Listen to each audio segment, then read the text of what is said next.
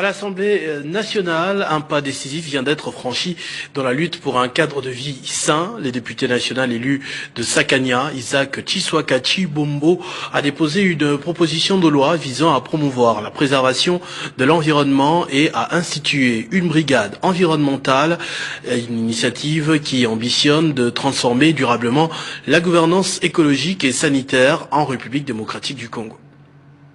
Vient d'enregistrer le dépôt d'une proposition de loi majeure visant à promouvoir la préservation d'un environnement sain et à instituer une brigade environnementale et sanitaire. Le texte a été présenté par les députés nationaux élus de Sakania, Isaac Tshiswaka Tshilombo, lors d'une cérémonie marquée par la remise du document au bureau de la Chambre basse du Parlement. Cette initiative législative entend répondre à l'urgence environnementale et sanitaire que connaît la République démocratique du Congo, confrontée à l'insalubrité urbaine, à la gestion anarchique des déchets et à la prolifération de maladies liées à la pollution.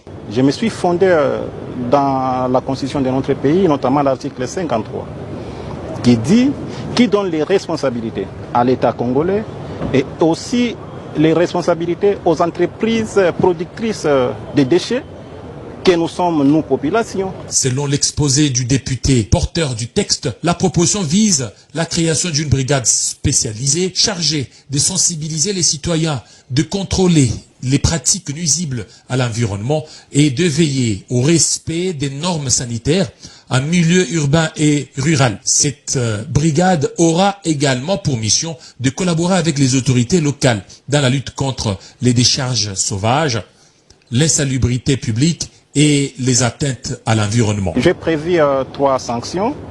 Les deux sanctions sont incitatives. On peut rappeler à l'ordre, on peut exhorter.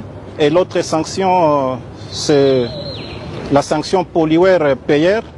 Donc nous avons fixé à un sac de denrées alimentaires de 25 kilos ou bien son équivalent. Le dépôt de ce texte marque un tournant dans l'engagement du Parlement à faire de la protection de l'environnement une priorité nationale.